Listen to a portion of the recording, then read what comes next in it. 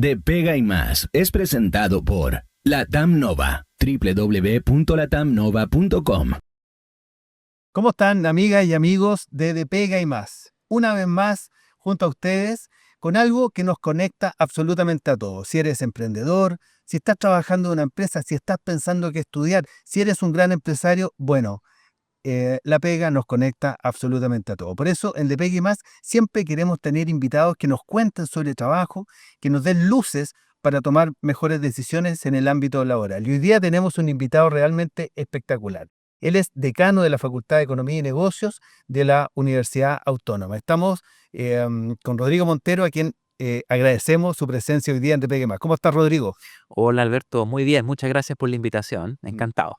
No, muchas gracias a ti. Además que vamos a hablar, Rodrigo, de un tema que es sumamente interesante e importante para un país como Chile, un país que cuando yo era joven, muchos años atrás, se decía que éramos un país joven, pero hoy día somos un país que está en una línea de envejecimiento. Y entonces, ¿qué hacemos con nuestros jóvenes? ¿Qué hacemos con los jóvenes que no estudian ni trabajan? Con los ninis. ¿Qué pasa con los ninis, Rodrigo? Sí, efectivamente es un tema que se ha relevado bastante en el último tiempo, a propósito de muchas señales preocupantes que llegan del mercado laboral y en donde uno usualmente se detiene un poquito más: tasa de desempleo, tasa de informalidad, duración del desempleo, desempleo ilustrado, como también le han dicho. Está este otro elemento, que son los ninis, que la verdad es que es una fuente de preocupación relevante, yo te diría, porque efectivamente cuando tú dices hay 330.000 jóvenes, 330.000, esa es la cifra actual. No te exactamente, puedo creer. entre 15 y 24 años de edad, que no estudian ni trabajan, uno se pregunta, ¿qué están haciendo? ¿De qué viven, digamos? ¿Qué están haciendo por su futuro? ¿Mm? Y de una u otra forma también, ¿cómo podemos hacer para volver a encantar a esos jóvenes, para que se inserten en nuestra sociedad, para que estudien, para que trabajen y de esa forma también puedan contribuir al progreso económico de nuestro país? ¿Mm? Totalmente, que contribuyen a Chile, pero también que contribuyen a ellos mismos y a su familia. Pues, ¿el concepto nini es un concepto chilense o un concepto... ¿De dónde viene nini? No sé si... Sí, la verdad es que es un concepto ampliamente utilizado ¿Ya? y es un fenómeno muy estudiado en distintas partes Ah, del mira. mundo. Sí, la Ya. verdad es que es algo que no es nuevo, pero que en lo más reciente en Chile tomó cierta fuerza, diría yo, un poco por el complejo panorama que estamos viviendo, ¿verdad?, en el mercado laboral, pero también porque según la última encuesta nacional de empleo, la famosa N, que levanta periódicamente el INE, releva un incremento de este grupo, que creció aproximadamente 1,2% en los últimos 12 meses. Y claro, uno dice 1,2%, digamos, no es tanto, pero cuando hablamos de 330.000 y ahora 336.000 y algo, tú dices, bueno, tenemos aquí un problema que es grande y que más encima está creciendo en el margen. Por lo tanto, necesitamos implementar políticas para que podamos contener a este grupo de jóvenes y más importante aún, te diría yo, tú lo mencionabas incluso en tu introducción, somos un país que ha ido envejeciendo. Es decir, ¿dónde está la fuerza de trabajo que va a reemplazar a esa población que hoy día se está retirando? Bueno, ahí tenemos 330.000 jóvenes a los cuales necesitamos con urgencia, en el buen sentido de la palabra, echarle mano. Claro que sí. Rodrigo, y este es tú decías, es un fenómeno estudiado en distintos lugares del mundo, es un fenómeno universal. ¿Cómo estamos en la cifra relativa, digamos, con otros, comparándonos, por ejemplo, primero con el vecindario, luego con la OCDE, tal vez, no sé, y a nivel mundial? ¿Cómo andamos? Sí, efectivamente, este es un fenómeno mundial, transversal, y en general te diría que estamos en los niveles, digamos, promedio, sobre todo pensando en países similares al nuestro. Este es un fenómeno que ha tomado mucho empuje en lo más reciente y hay diversas causas y diversas explicaciones. Por ejemplo, hoy día tenemos unas personas que están desencantadas con la sociedad, que probablemente les cuesta insertarse en el mercado laboral. A lo mejor querían trabajar, pero luego de tanto buscar, no encontraron y se desalentaron. ¿Ah? A lo mejor son personas que no les gusta estudiar, ¿verdad? Recordemos que estamos frente a una generación que es más de la inmediatez, ¿m? que le gusta más la pantalla, el celular, las tabletas, y por ende este ejercicio de sentarse, estudiar, a reflexionar, a meditar, a descubrir, es algo que se ha ido perdiendo en el tiempo. Entonces, por lo mismo te diría yo que es un fenómeno transversal, pero no por lo mismo, ¿verdad? Vamos a dejarle de prestar atención. O como dicen por ahí, mal de mucho, consuelo de tonto, ¿verdad? Claro, No queremos caer en ese claro. tipo de autocomplacencia. Desde luego. El punto es, ¿qué hacemos? Porque yo te digo algo, los economistas siempre solemos hablar de las externalidades, ¿verdad? Y cuando un joven estudia, eso tiene una externalidad positiva para la sociedad. Perdón, Rodri. Para todos los que nos están escuchando, ¿qué es una externalidad? Si la puedes definir ahí, pero muy en formato coloquial. Por cierto, una externalidad en términos muy sencillos son los efectos o consecuencias que tienen mis decisiones en el resto. Cuando yo hago algo Ah, perfecto. o dejo de hacer algo, eso no solo me afecta a mí, sino que también afecta, para bien o para mal, a otros. Entonces, cuando un joven estudia, eso le beneficia, ¿verdad? A él. Es una persona más productiva, más capaz, el día de mañana va a poder conseguir un empleo, va a poder sostenerse a sí mismo y mejorar su calidad de vida. Ese es su beneficio personal. Claro. Pero cuando este joven estudia, también beneficia a la sociedad, porque a la sociedad le importa que sus ciudadanos sean personas ilustradas, que aporten a la sociedad, que no sean una carga para el fisco, que el día de mañana no estén viviendo de bonos, de subsidios, porque son personas que o a lo mejor terminan delinquiendo, o a lo mejor terminan fuera del mercado laboral, y por ende hay que hacerse cargo de esas personas. Y eso se paga con nuestro impuesto. Entonces, Claro. no me da lo mismo que él estudie, ¿verdad? O que no estudie. De hecho, a mí me gustaría que los jóvenes que están hoy día como ninis, que estén haciendo algo. Porque si no están ahí, si no están estudiando, si no están trabajando, y lo comentamos al principio, ¿qué están haciendo? Tenemos un fenómeno delictivo preocupante en el país, ¿verdad? Se habla de una crisis de seguridad. ¿No será que muchos de estos jóvenes hoy día se están dedicando a actividades informales delictuales? Entonces, eso es lo que debe llamarnos también la atención. Claro, porque además las actividades formales o sea, las actividades delictuales son informales, digamos, o sea, Por no están cierto, comunicadas en los canales formales, por lo tanto, evidentemente, si uno dice estos ninis, podría ser personas que estén, uno podría suponerlo, digamos, o razonablemente. Em, me quedó resonando una frase que tú dices respecto del contexto del empleo. ¿Tú concuerdas con que estamos en una crisis de empleo? sí, este es un concepto que ha acuñado principalmente David Bravo, un académico de la Universidad Católica, que ha hablado de una crisis o una emergencia Una laboral. emergencia, claro, sí, tienes Exactamente, toda claro. la razón. Es más radical Sí, incluso. sí. Mira, yo tiendo a tomar distancia de los adjetivos calificativos, ¿ya? Y lo que sí creo es que estamos frente a un cambio estructural del mercado laboral. Ya, Eh, perfecto. ¿Y qué significa esto? Significa que cuando algo está en una crisis o una emergencia, te queda la sensación de que podemos hacer algo para salir de ese momento con cierta prontitud. Pero cuando estamos frente a un cambio estructural, la verdad es que por muchas cosas que yo haga en el momento, como es un cambio estructural, ¿verdad? Es difícil que yo pueda generar un cambio relevante. ¿Y por qué hablamos de un cambio estructural? ¿O por qué pienso yo, desde mi vereda, digamos, humildemente, que puede ser un cambio estructural?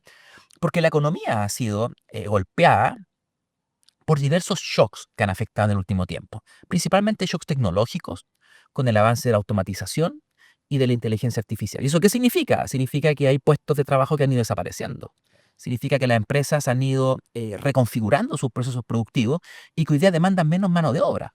Y si a eso le sumamos la batería de medidas, de propuestas, de acciones de política que se han implementado durante los últimos años en nuestro país, ley de las 40 horas, salario mínimo, entonces tú dices, bueno, hemos encarecido también la contratación de mano de obra. Entonces, hoy día las empresas tienen alternativas a la mano de obra, la tecnología, y además estamos encareciendo el costo de contratación de mano de obra. O sea, el resultado final es que hoy día las empresas están contratando menos. Y eso es un cambio estructural. Esto no va a pasar. Esto no se va a acabar mañana, porque hoy día ha habido una reconfiguración de los procesos productivos. Hay que pensar qué podemos hacer para ayudar a que esta transición sea lo más suave posible, pensando en 5, 10 o 15 años más. Totalmente. O sea, estamos hablando también, ¿no es cierto?, por lógica de que estos cambios estructurales están afectando o también pueden estar influyendo en los ninis, porque son personas que por definición, si no estudian, su productividad o su nivel de conocimiento no les da para una Sí. productividad muy alta y por lo tanto son los primeros que sufren ante, ¿no es cierto?, un crecimiento del empleo con alternativas como la tecnología. Exactamente. Ese punto que tú tocas, Alberto, es fundamental. Fíjate que como el Nini no tiene capital humano, no se ha escolarizado, digamos, no está invirtiendo en mayores niveles de educación, no es atractivo para el mercado laboral. Y si a eso le sumamos que muchas veces el mercado laboral exige ciertas condiciones de entrada, por ejemplo, años de experiencia laboral. Si tú eres un Oh, Nini, pero si yo lo sufrí, Rodrigo, imagínate, estaba saliendo de la universidad y ya te piden 3 años de experiencia. a todos nos pasó, ¿No es cierto? exactamente. Claro. Y más aún, Alberto, si tú retrasas tu entrada al mercado laboral, eso también te genera un castigo. Porque hay dinámicas que tú no gatillas, ¿verdad? Claro. Hay procesos de aprendizaje, curvas de aprendizaje que tú no logras sostener en el tiempo y por ende tú te vas, entre comillas, depreciando para el mercado laboral. Y cada año que pasa, eres menos atractivo, más caro, menos productivo. Entonces se configura una suerte de círculo vicioso del cual ya es difícil salir. Si nosotros pudiéramos comenzar a meternos, ¿no es cierto?, en estos ninis, ¿qué empezamos a descubrir? ¿Con qué nos encontramos? ¿Nos encontramos que son más hombres, más mujeres? Sí. ¿Hay alguna edad más o menos en que se concentran? ¿Cómo lo podríamos describir a los Mm. ninis? Mira, lamentablemente, como muchos fenómenos, de nuevo, los ninis tienen cara de mujer en general. ¿Sí? Hay más mujeres, 170, 180 mil versus 150, 160 mil hombres. Ya, Perfecto. Por ende, hay ahí una presencia importante de mujeres. Y eso de nuevo nos llama a la atención, porque de nuevo, viendo la configuración actual del mercado laboral, tú ves que el desempleo de las mujeres también es más alto. La tasa de pobreza en aquellos hogares liderados por mujeres también es más alta. Entonces, y ahora vemos los ninis, en donde hay una mayor presencia también de mujeres. Entonces, aquí hay una preocupación doble, porque todos pregonamos de alguna forma en lo importante que es que la mujer se incorpore al mercado laboral. Pero si además tenemos una bolsa de ninis cuya predominancia está dada por las mujeres, entonces estamos generando, perpetuando una situación de fragilidad de la mujer en el mercado laboral por los próximos 10, 15 o 20 años. ¿Qué razones pueden estar? Porque uno podría suponer, bueno, puede ser no sé, embarazo juvenil, puede ser también labores de cuidado, ¿no es cierto?, de los mismos de sus hijos. ¿Qué razones hay de fondo a eso o no hay mucha claridad en términos de las mujeres? Mira, la verdad es que hay muchas posibles razones. Tú ahí esbozas alguna. Eh, También hay factor idiosincrásico. En Chile aún predomina la cultura del machismo y en donde si tengo dos hijos, hombre y mujer, o la que estudia, que trabaja el hombre y la mujer en la casa, todavía esas configuraciones sociales existen y están muy arraigadas en la sociedad chilena. Hay artículos que de hecho indagan en aquello. Hay un artículo de investigación que muestra que las personas, las mujeres en Chile, tienden a participar menos en el mercado laboral por factores de conservadurismo y machismo. Es un artículo que Bien. escribió Dante Contreras en nuestra época Ah, perfecto. de estudiantes, ¿sí?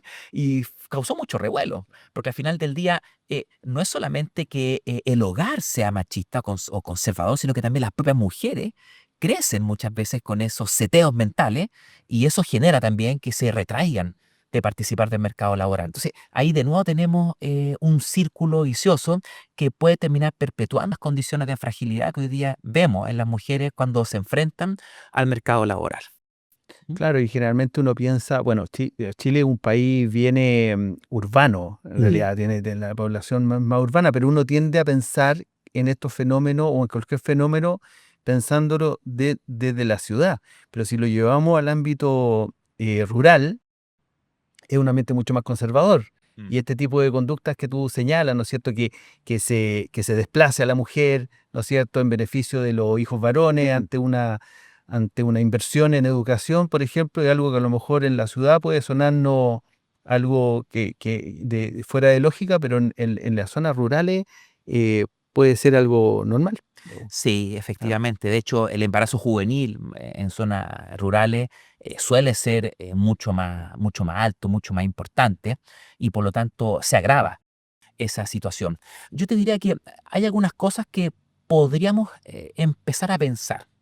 para abordar esta problemática, porque uno puede quedarse en el diagnóstico, ¿verdad? Tenemos problemas, necesitamos una solución. Exacto. Yo te diría que lo más inmediato es ver con cautela las políticas futuras de incremento en salarios mínimos, ¿no? Porque el salario mínimo, igual que la experiencia laboral previa que te piden, también es una barrera. Si yo salgo al mercado laboral y mi productividad son 400.000 pesos y le exigen al empleador que me pague 550.000 pesos, pero le estoy poniendo una barrera a esa persona para que ingrese al mercado laboral, ¿sí? Sobre todo pensando en las empresas más pequeñas, que tienen más dificultades para poder pagar mayores salarios, que tienen que lidiar con el día a día, que el capital de trabajo se va de alguna forma generando mes a mes. Entonces, eso es lo primero. Cautela con las políticas de incremento futuro de salario mínimo. Y ojalá pensar también en, diría yo, acentuar más la diferenciación que hoy día existe del salario mínimo por tramo etario. Hoy día todos sabemos que el salario mínimo es cierto valor, ¿verdad? En torno a 500.000 pesos. Pero para los jóvenes es un poquito menos. Y para la gente de la tercera edad también un poquito menos. Hay una cierta diferenciación. No es muy marcada. Yo te diría, a lo mejor es el momento de pensar una mayor diferenciación, segmentación. Que el tramo, por ejemplo, de 15 a 24 años se enfrente a un salario mínimo significativamente menor que el legal, digamos, para facilitar esa transición, esa inserción al mercado laboral. Rápido de hacer, entre comillas. Algo de más largo aliento, capacitación laboral. Necesitamos tomar a estos jóvenes y, dado que son nativos digitalmente, capacitarlos en el uso de la nueva tecnología. Oye, Rodrigo, pero antes de tocar lo de capacitación, que es un tema que por cierto nos interesa mucho, pero quisiera volver al punto original que tú señalas respecto de la diferenciación del salario mínimo. Porque técnicamente, ¿no es cierto? A mí me ha tocado conversar con economistas y las razones técnicas parece que son contundentes, ¿no es cierto? Y se pueden medir y bueno, hay un argumento sólido. Pero tú piensas, esto tiene que pasar por modificaciones legales y, ¿no es cierto? Hay que convencer a las personas, hay que convencerlas.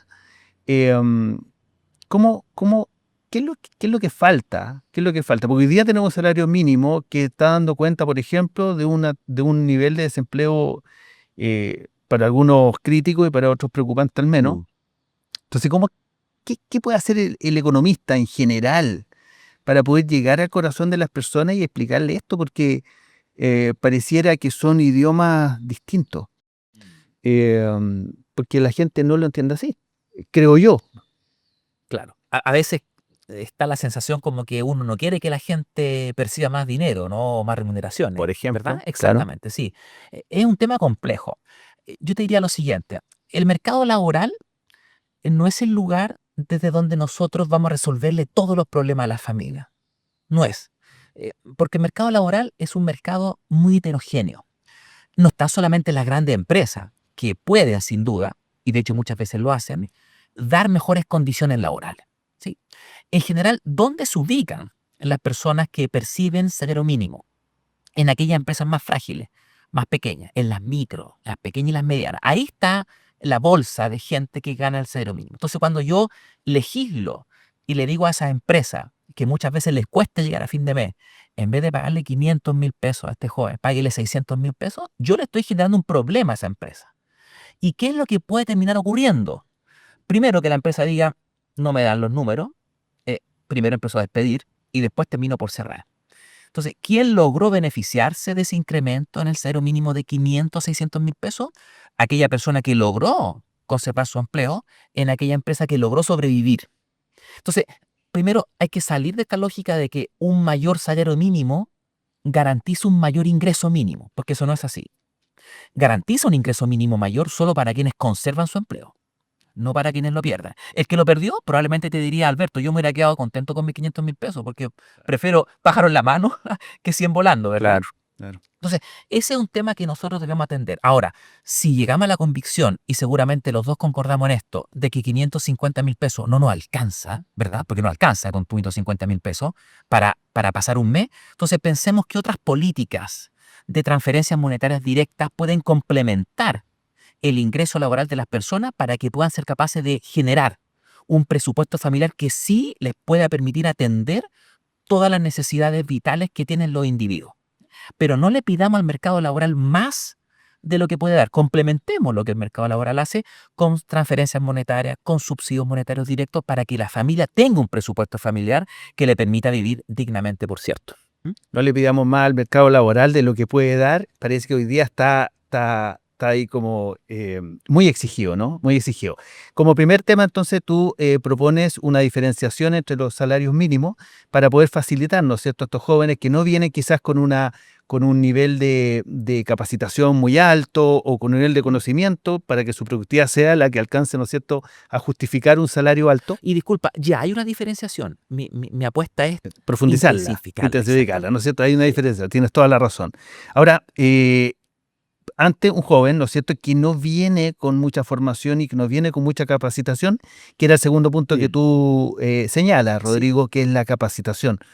Cuéntanos un poquito por dónde iría la solución Sí. en ese sentido. Mira, acá en Chile hace muchos años tenemos un problema serio con nuestra institucionalidad de capacitación laboral. Hoy ya, como todos sabemos, tenemos la famosa franquicia Sense, que en general te permite a ti deducir del pago de impuestos lo que tú inviertas en capacitación laboral, pero en general, si tú analizas la oferta programática de programas de capacitación, son programas pequeños, de bajo impacto, de baja duración y que difícilmente impactan la productividad laboral de las personas. Entonces, primero hay que repensar esa cantidad de recursos que estamos generando, que estamos financiando y ver, a ver, efectivamente, qué necesitan hoy día los trabajadores en Chile para mejorar sus niveles de productividad. Y en particular, esta población joven, que te insisto, son nativos digitalmente, que tienen cierta afinidad con la tecnología, ¿cómo podemos potenciar esas habilidades? ¿Sí? Hay países, por ejemplo, como India, que han apostado fuertemente por generar programadores. Y ellos exportan programadores. Tú le encargas ciertos productos, servicios de programación y en la India te lo hacen rápidamente. Entonces, podemos explorar a lo mejor programas de capacitación para que nuestros jóvenes, entre comillas, sean programadores súper productivos.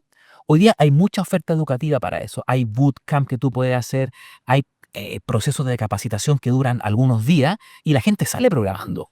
Entonces, aprovechemos todo lo que significa la educación a distancia, el uso y el acceso a nuevas tecnologías de información para poder potenciar esas habilidades de estos jóvenes. Yo creo que ahí tenemos un gran tema pendiente y esto obviamente lo estamos conversando, Alberto, pensando en los jóvenes, pero el problema de la capacitación laboral en Chile es un problema que cruza todos los segmentos etarios. No estamos preparando a la gente para el tsunami que se viene. El tsunami que se viene es que de aquí a 5 años más muchos puestos de trabajo van a desaparecer, no van a existir. Tú hoy día vas a un restaurante de comida rápida, vas a una bomba a echarle benzina al vehículo, vas a una sucursal, tú te das cuenta cómo la tecnología está reemplazando a una tasa brutal el uso de mano de obra, particularmente no calificada. En Estados Unidos hay un McDonald's en que el combo te lo hace un brazo robótico y ahí prescindiste de 5 o 6 trabajadores. Entonces, cuando legislamos pensando en mejorar las condiciones de vida de un trabajador mediante un mayor salario mínimo,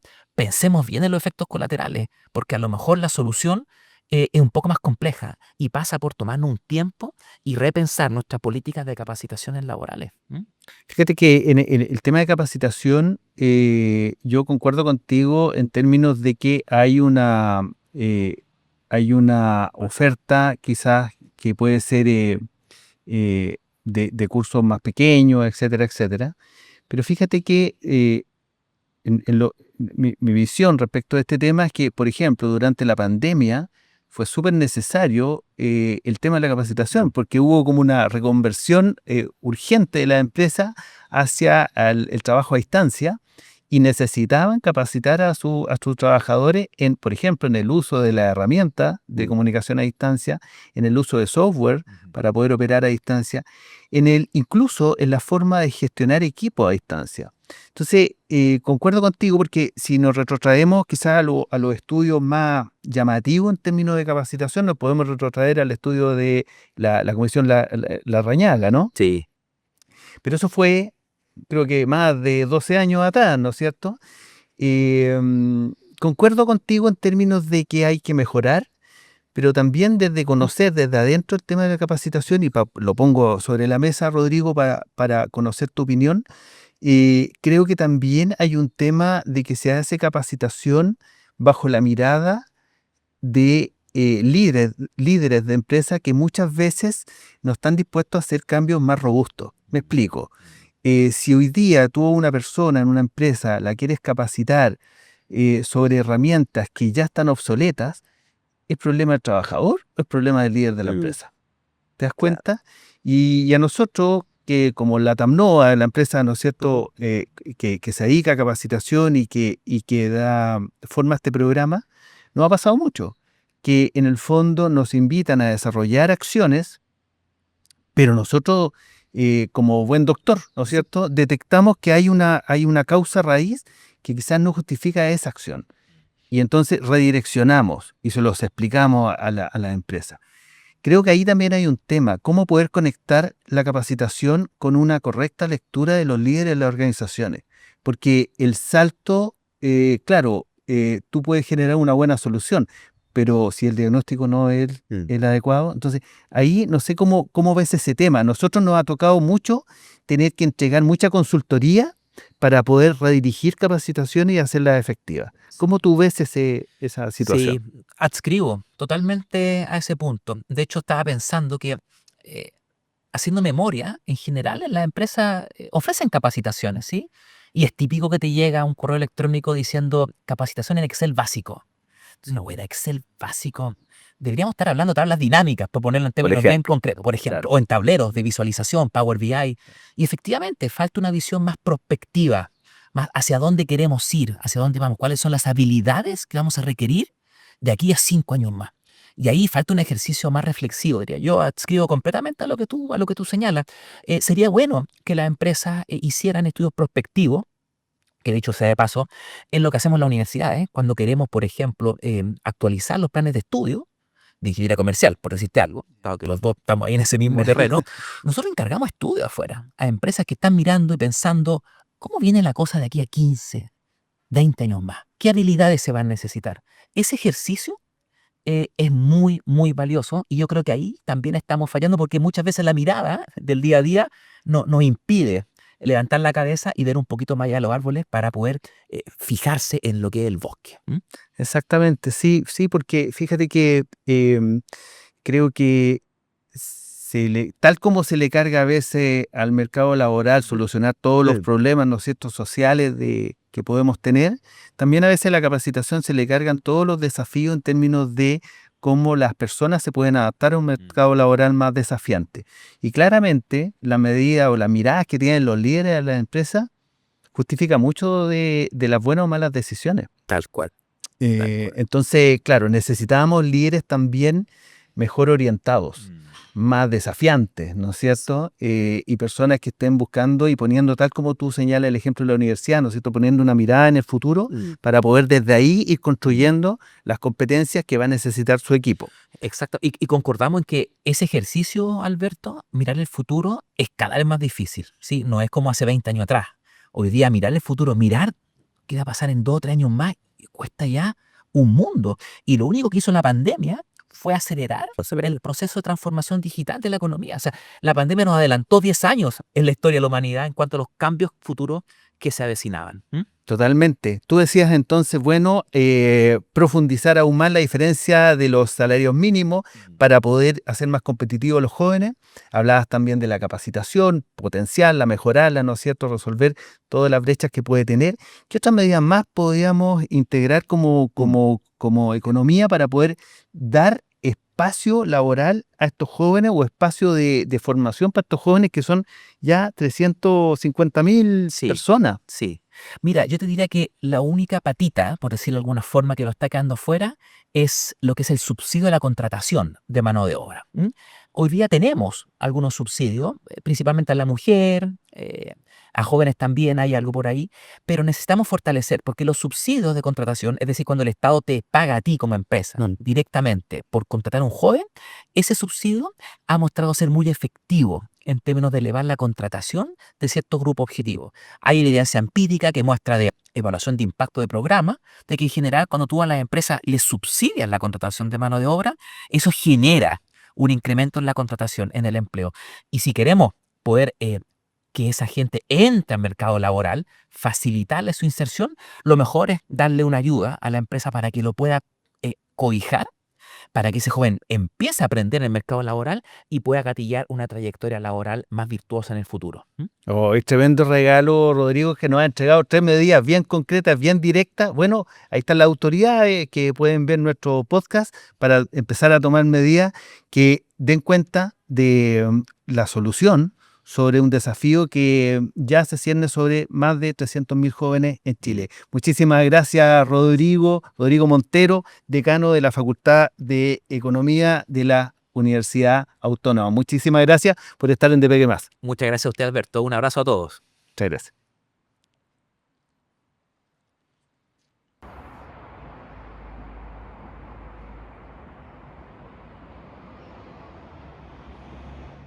De Pega y Más es presentado por Latam Nova, www.latamnova.com.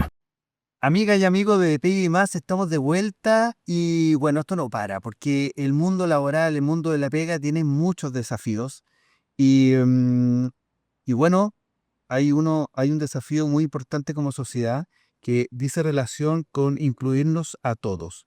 Estamos con una invitada que nos va a aclarar y nos va a sumergir en el mundo justamente de la inclusión, del poder conectarnos a todos en el mismo espacio y sentirnos uno. Estamos con Karina Cisternas. Karina, fundadora y directora ejecutiva de AJA Inclusión. ¿Cómo estás, Karina? Gusto de saludarte y muchas gracias por estar aquí en De Pegue Más. Muchas gracias a ustedes por la invitación. Todo bien.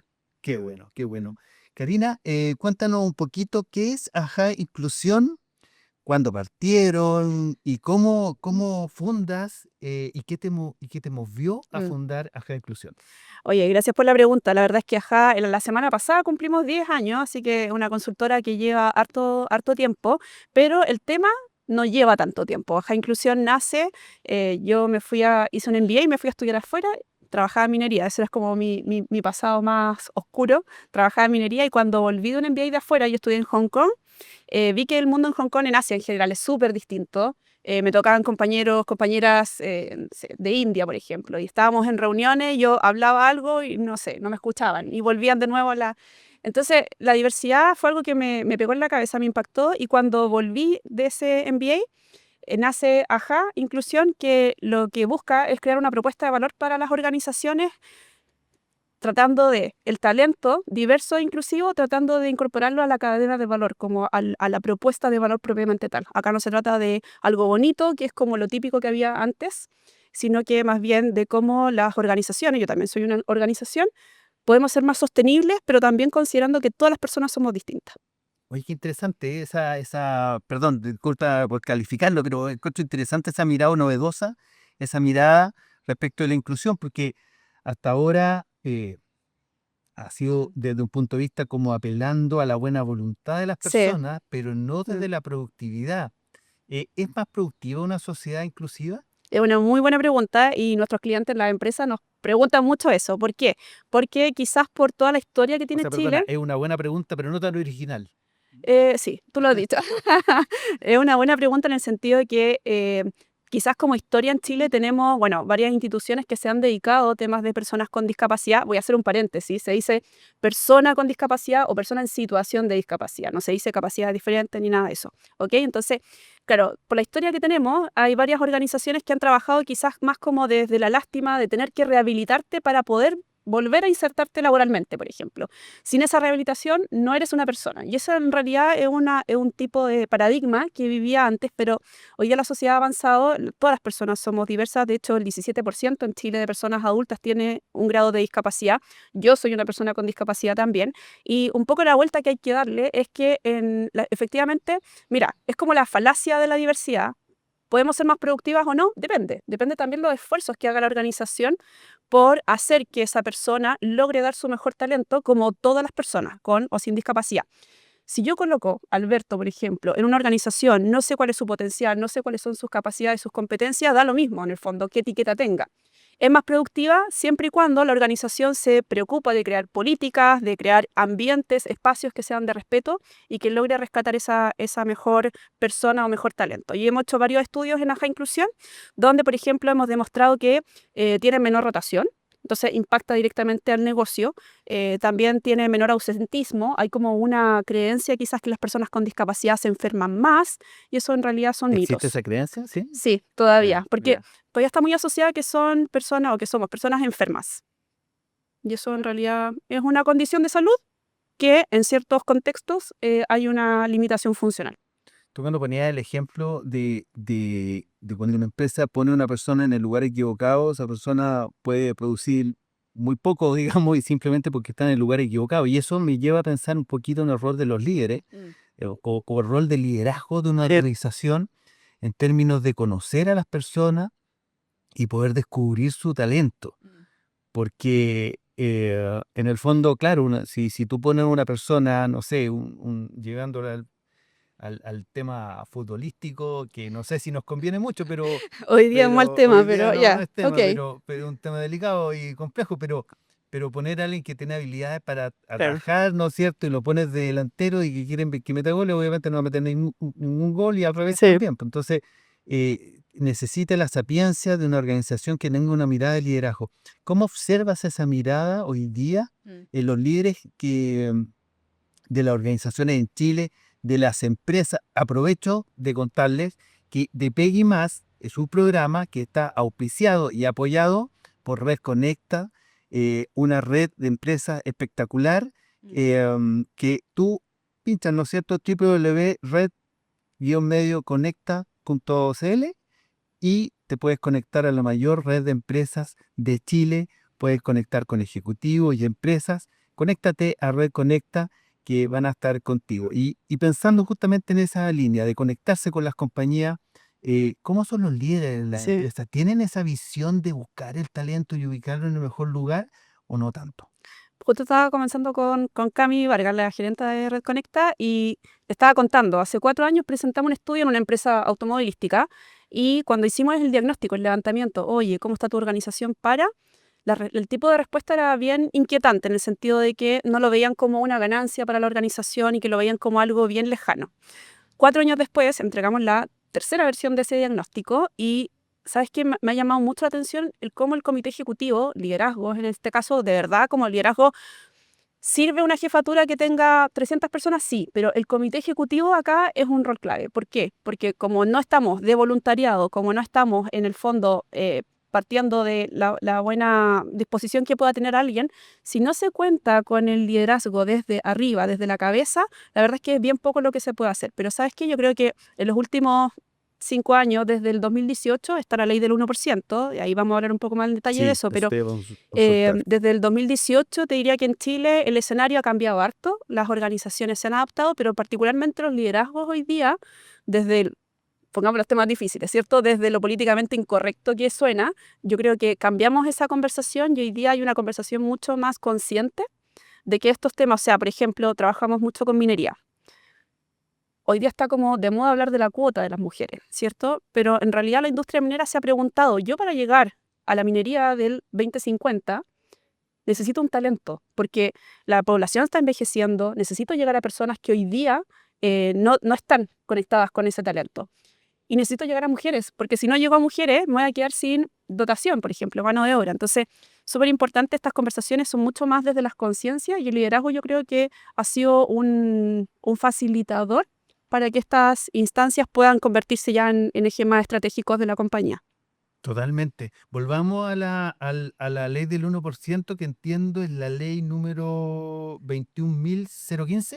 21.015, sí. 015. Nos vamos a poner un poquito más técnicos ahora. La ley 21.015, bueno, es una ley que está desde el 2018 y lo que hace esta ley es decirle a aquellas empresas que tienen desde 100 o más personas, tú tienes que tener un 1% de personas con Ah, ya, discapacidad. pero desde 100 o más personas. Ya. Exacto. Y una empresa que tiene 50 trabajadores. No tienen la obligación, lo puede hacer, por supuesto, Claro. pero no tienen la obligación. Entonces, ¿en qué consiste esta ley? Que tú tienes que contratar un 1%. ¿Cómo va la implementación? Imaginemos, o sea, contemos los años, 2018, 2025. Lamentablemente, tenemos un 24% de empresas que está cumpliendo con este 1%. Solo el 24%. Sí. No te puedo creer. Es una cifra que es bien lamentable. Ahora, hay otras formas de cumplir. primero está el 1% y si tú no puedes cumplir con el 1% hay otras formas, como por ejemplo donaciones y también hay una forma de subcontratación, en el fondo que con tu subcontrato puedas contratar personas con discapacidad. Y eso también es parte del cumplimiento y es como parte del cambio adaptativo. Pero tenemos el elefante sobre la mesa hoy día, que hoy día a las empresas les está costando, primero, contratar personas con discapacidad, cómo llegar a ese talento donde está y también cómo retener a ese talento. ¿Cuáles pueden ser como las razones o sea, en el fondo, decir que el 24% de las empresas están cumpliendo no significa que el resto no esté cumpliendo, sino que lo están cumpliendo de una De manera otra distinta. exacto. Ya, perfecto, claro. Y ese 24, pero es el 24 lo que nos interesa porque Sí, es incorporar a las personas, es sumar y hacernos una sociedad más unida, más completa, ¿no? sí, sobre todo pensando en este 17% de chilenos y chilenas que tienen un grado de discapacidad, a veces pensamos en la discapacidad como silla de ruedas, por ejemplo, ¿cierto? Que es como el típico ejercicio. Pero aquí quizás como para reflexionar y hacernos la pregunta, ¿hay alguna condición de salud que tengo? Puede ser física, auditiva, visual, intelectual o mental. ¿Hay alguna condición de salud que tengo que bajo ciertos barreras del entorno hagan que, por ejemplo, ir al supermercado, ducharme, cocinar, se haga un poco más difícil? Y esa es la respuesta en el fondo que responde, o esa es la pregunta que responde la discapacidad. Claro, y efectivamente la ley nace, y ahí te quiero contar muy brevemente un Por poquito de favor. historia.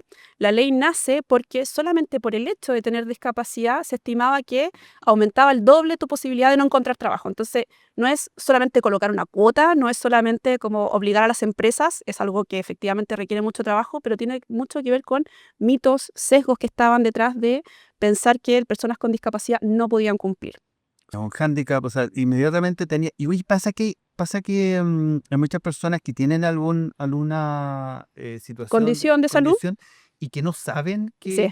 ¿sí? Sí, es súper interesante porque cerca de 3 millones de personas, que somos las personas con discapacidad, para cumplir la ley tiene que haber un registro nacional de discapacidad. Entonces, por ejemplo, si alguien me ve hoy día, de hecho yo tengo muchos problemas en el estacionamiento porque yo cuando me estaciono dejo mi credencial o mi registro nacional de discapacidad, lo dejo en el auto y, o sea, siempre está la mirada como de, oye, ¿tú por qué te estacionaste acá si no estás en silla de ruedas? Entonces, hay mucha gente hoy día que no sabe que hay discapacidades que no son visibles. Y también hay mucha gente que tiene una condición de salud, pero no sabe que esa condición de salud efectivamente puede calificar como una discapacidad. De acuerdo a tu experiencia, Karina, ¿cuáles podrían ser esas? Por ejemplo, y quizás podamos ayudar a muchas Sí. personas que están viendo de Peque Más. Mira, súper importante mencionar que este es un proceso que finalmente la CONPIN determina. Entonces, es importante decir que no hay una lista, ¿ok?, de condiciones de salud, pero qué cosas podrían por ejemplo, ser base. Una persona, por ejemplo, que si nos vamos con discapacidad mental, una persona que tenga crisis ansiosa, depresión profunda, etcétera. Una persona con alguna discapacidad física o funcionamiento de los órganos internos, por ejemplo, tiene algún tema en el riñón, en el corazón, por ejemplo. Son tipos de condiciones de salud que cuando la CONPIN las evalúa y frente a ciertos entornos o ciertas condiciones, la CONPIN te hace esta pregunta. De verdad es como un checklist. Ustedes pueden ir a Google y lo pueden buscar, pero es como un checklist. O sea, a mí me hicieron estas preguntas, como, Ya. oye, ¿cómo vas al supermercado? Cuéntame. Oye, ¿cómo vas? ¿Cómo te duchas? ¿Cómo tomas la micro? Son como ciertas preguntas del día a día que cuando se levanta una calificación o una limitación sobre el 5%, o sea, estamos hablando, por ejemplo, de una persona con discapacidad visual, no es una persona ciega, es una persona que tiene una limitación funcional desde el 5% hacia arriba. O sea, de verdad, es muchas personas que pueden tener este tipo de condición y que eventualmente califique como una discapacidad. Claro, claro, claro. Oye, es súper interesante cómo podemos ir integrando a las personas y sobre todo, sobre todo a personas que a lo mejor ni siquiera saben que están en esta situación. Pero estamos hablando de ciertos elementos, ¿no es cierto?, de la inclusión. ¿Qué otros Mm. ámbitos también considera la inclusión, Karina? Sí, muy buena pregunta. Tenemos muy buenas preguntas hoy No, día. mira, me, Sí, me, se me, preparó me- me el... preparé Bien. bastante, debo Eh, decirlo. Las organizaciones hoy día, te diría que el top 3 está en equidad de género. Y ojo que equidad de género, cuando hablamos de equidad de género en las organizaciones, no es favorecer a las mujeres. Es como hombres y mujeres tenemos espacio, tenemos dinámicas que son mucho más inclusivas. Y acá quiero poner un ejemplo. A propósito de Ley Karin, que sé que lo van a tocar en otra oportunidad, pero imaginémonos un asado, ¿ok? Un asado solo de amigas donde una de mis amigas me dice, oye, mi jefe me está acosando sexualmente. ¿Cuál sería, crees tú, la reacción de ese grupo de amigas? O sea, generaría estupor, generaría, claro, Como revuelo, ¿no? una conducta inapropiada, tienes que denunciarlo y ahora no es que no es lo que tú creas, pero cuéntame qué crees tú que opinarían hombres si en un grupo de hombres, en un asado, uno de esos hombres comentara, oye, mi jefa me está acosando sexualmente. Nosotros hemos hecho esta pregunta en talleres y siempre responden más o menos parecido. Claro, ¿no? O sea, es algo medio poco habitual y pareciera que se puede incluso bromear al respecto. Exacto, tal Claro. cual. ¿A qué se refiere la equidad de género y la perspectiva de género? Es cómo situaciones que son igualmente condenables y no buenas en el entorno laboral, que no promueven el respeto, ¿por qué para un género pensamos que es algo inapropiado, pero para el otro no? Y justamente cuando hablamos de equidad de género, obviamente tiene que ver con participación de mujeres en espacios que están subrepresentados, pero también tiene que ver con cómo hombres pueden entrar a este espacio de autocuidado, de respeto y también, por ejemplo, temas de derechos parentales. Entonces ese es un grupo, ese es como el top 3, discapacidad, equidad de género, y el último que me falta tiene que ver con personas mayores. Hoy día es un temón, Chile es el segundo país del mundo que envejece más rápido, se estima que para el 2050 vamos a tener, 2030 incluso, una población de 60 y más, que va a ser bien numerosa, y el mercado laboral hoy día, a propósito de pega y más, el mercado laboral no está preparado para eso. Entonces también es un grupo en el que tenemos que trabajar. Oye, no está preparado y parece que está como no solo no preparándose, sino que está como empeorando, porque Sí. las noticias respecto a la inclusión de las personas mayores eh, suma y suma malas noticias. ¿Cómo es la visión que ustedes tienen respecto a ese fenómeno?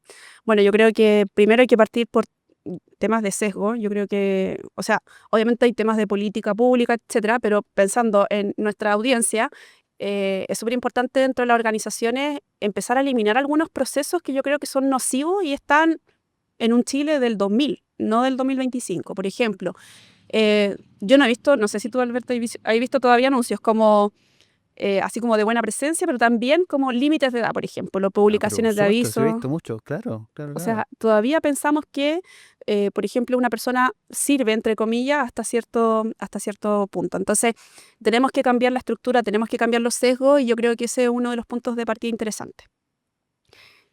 Si me permiten ampliar el ranking, LGBT podría ser el cuarto lugar.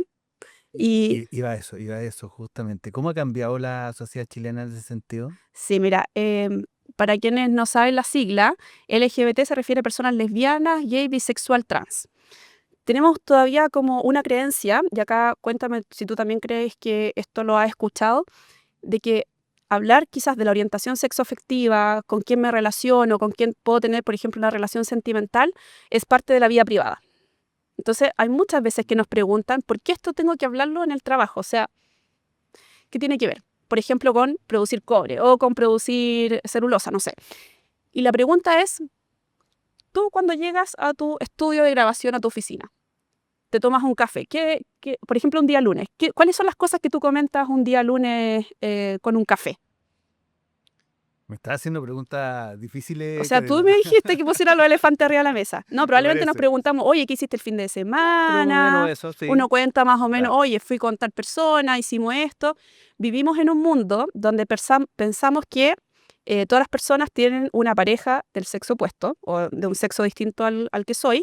Entonces, vivimos en ese mundo y pensamos todo en ese mundo. Entonces, efectivamente, pensamos que es de la vida privada porque está normado, o se dice la heteronormatividad, pero se refiere a que vivimos en un mundo donde lo normado o lo normal tiene que ver con normal comentar en un café que yo tengo una pareja que es hombre, por ejemplo, si soy una mujer. O sea, la heterosexualidad sería la norma Exacto, y pensamos que el mundo es así, gira digamos. así. Ya. ¿Cuál es el problema? Bueno, hay distintos tipos de estudios. Uno de cada 3 personas que pertenecen al colectivo LGBTIQ+, se ha sentido discriminado en el trabajo en alguna oportunidad. ¿Y por qué no lo denuncia? A propósito, la ICARIN también, que la semana pasada sacó un dictamen específico con respecto a este grupo. No lo denuncia porque siente que no es un espacio seguro tampoco para denunciarlo. Entonces, efectivamente, Chile ha cambiado, Chile ha mejorado, ahora hay empresas que tienen políticas con respecto a personas LGBTIQ+.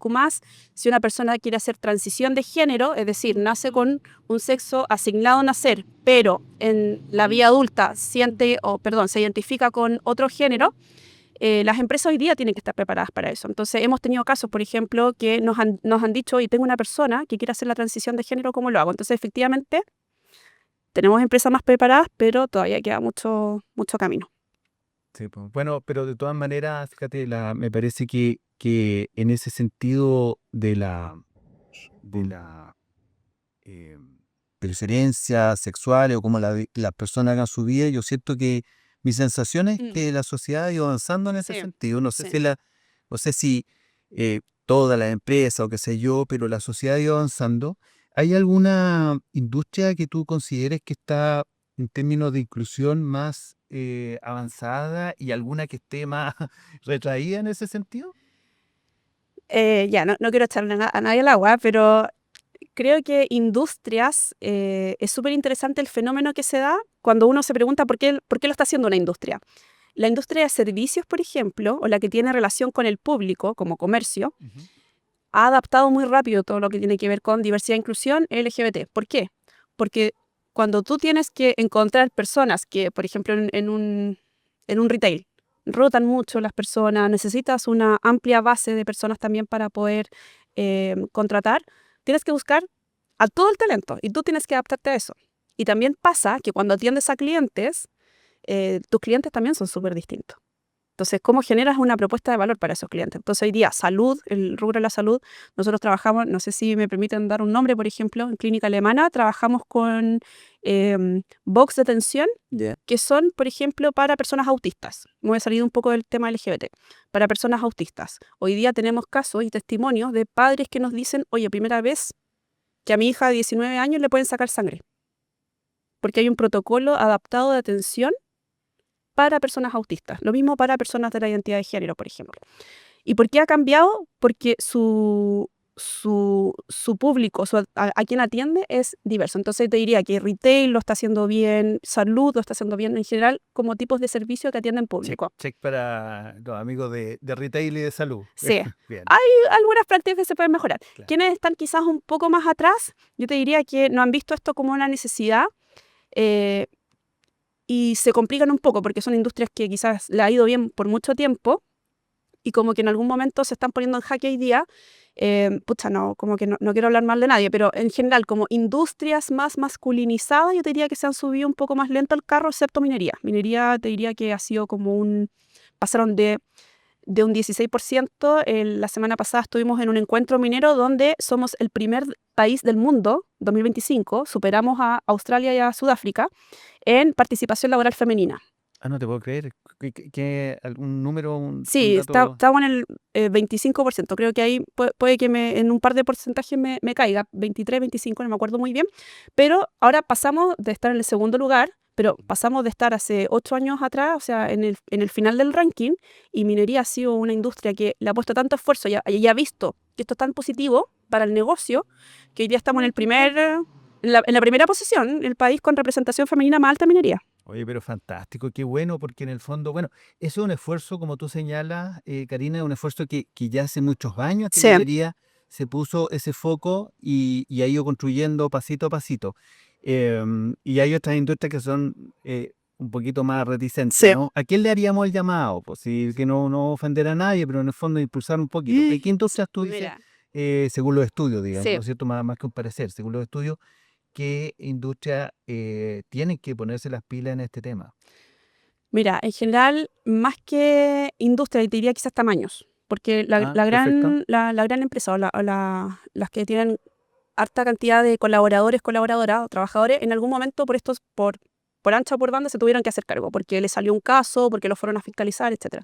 Hoy día yo creo que en mediana empresa y las que no son tan grandes, mediana empresa y un poquito más, hoy día están como más al debe. Quizás yo entiendo, estamos viviendo un momento económico que es difícil, y eso también, cuando uno analiza en qué invierto, quizás diversidad e inclusión no está dentro de esto, pero empresas que tienen comportamiento no abierto a bolsa también son como más conservadoras en la aplicación, mercado financiero. eh, por ahí yo creo que está como las características, sobre todo pensando, si quisiéramos ponerle cara a esto, como pensemos cómo son los comités ejecutivos. Yo creo que los Claro. comités ejecutivos dicen harto con respecto al tipo de, quizás poca innovación, hablando que este también programa habla de innovación, como la innovación quizás llega un poco más tarde, tiene que ver también con la poca diversidad que presente. Claro, claro. O sea, pareciera que el tener que reportar, el generar Sí, reportes, ¿no es cierto?, impulsa también a las compañías a poder desarrollar y adaptar su mundo que está cambiando. Aprovecho también de poner sobre la mesa algo que también es parte de un cambio cultural y mm, agradecer donde estamos. Estamos en Pop City muy Hotel, lindo. en las instalaciones de Pop City. Bonito, Sí, ¿cierto, súper Verena? lindo, me gusta. Y que también, ¿no es cierto?, justo al ladito de la instalación y parte del hotel, de Animal Coffee, que nos ha regalado unos ricos cafés 10 de 10. de 10 Top de Chef, 10, sí. el de Animal Coffee que nos cobija de Peguimá. Hay un tema que hoy día está golpeando fuerte el mercado laboral, la pega en Chile, que Mm, tiene que ver con la informalidad. ¿De qué, de qué manera se relaciona o incide el tema de la informalidad en la sí. inclusión? ¿Se comunican, se conectan, se potencian? ¿Cómo lo ves tú? Justamente la informalidad, cuando la analizamos, tiene características, tiene rostro, tiene género. Tiene género. ¿Qué género tiene? Mujeres. ¿Por qué? Porque hoy día estamos con una problemática bien importante de cuidados en general. O sea, si tú piensas o yo pienso en mi familia, no pensemos solo hijos o hijas, ¿cierto? Sino que también, por ejemplo, personas mayores que requieren cuidado, personas que requieren algún tipo de asistencia, personas con discapacidad. ¿Quién cuida hoy día en Chile? Y tiene un rostro, y ese rostro es una mujer. Y esa mujer en realidad tiene pocas posibilidades de poder acceder al mercado laboral cuando pensamos en entornos laborales, por ejemplo, que están volviendo a la presencialidad, 100%, o que no tienen mucha flexibilidad horaria. Entonces, efectivamente, tiene mucho que ver diversidad e inclusión con esto. ¿Por qué? Porque hay un segmento de personas con discapacidad que quizás no puede acceder por temas de transporte. Ojo, no todos ni todas, pero hay un porcentaje. Temas de movilidad. O personas que son mujeres, o personas que tienen una mayoría de edad que tienen temas de cuidado. Entonces, te diría que la informalidad hoy día, lo que yo obviamente no estoy de acuerdo con la informalidad, ni en Aja lo promovemos, pero efectivamente llega a cubrir una necesidad hoy día que como organizaciones, y aquí quizá un llamado a las organizaciones a que nos hagamos la pregunta y nos planteemos qué tipo de espacio queremos ser, porque efectivamente poner de repente tantas restricciones con respecto a la presencialidad, etcétera, nos deja de lado todo este segmento que hoy día no puede y que tiene que buscar el espacio informal. Totalmente claro, pues, o sea, si alguien está al cuidado, ¿no es cierto?, de otra persona, Mm, evidentemente se restringen mucho sus posibilidades para encontrar empleo. Y si a eso le adicionamos quizá baja calificación, bueno, se hace aún más difícil sí. y puede quedar, ¿no es cierto?, dentro de esta categoría de Mm, los ninis que comentaba. Em, Ahora, pareciera que todos estos temas, ¿no es cierto?, de inclusión, de estos cambios sociales, las políticas públicas tienden a tomarlos y llevarlos a las empresas. sí.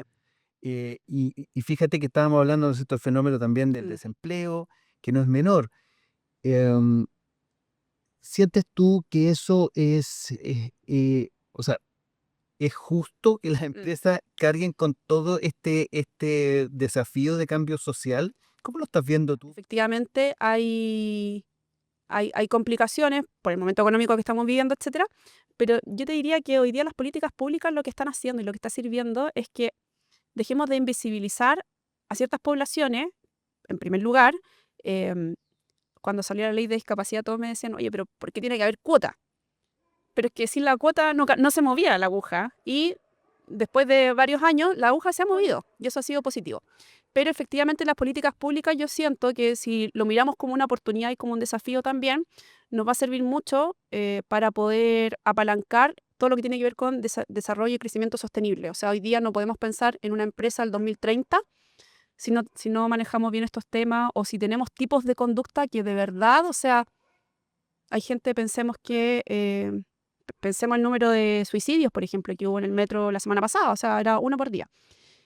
Son temas hoy día que tienen que estar puestos en la mesa. La política pública efectivamente deja quizá hoy día mucha carga sobre el privado, y eso yo creo que Sobre hay las algo, empresas, ¿no? Claro. o sea, ahí podría quizás balancearse un poco, pero sí creo que es el camino, y ojalá para unirnos siempre al negocio. Para mí eso es como una conversación súper interesante. Muy interesante. Y ha sido muy interesante poder compartir contigo, Karina. Karina Cisterna. Karina es fundadora y directora ejecutiva de AJA Inclusión y que gentilmente ha compartido toda su visión y conocimientos sobre la inclusión, un desafío para Chile y en realidad para todo el mundo. Muchísimas gracias Gracias a ustedes por haber por la estado en De Pega y Más. invitación. Muchas gracias.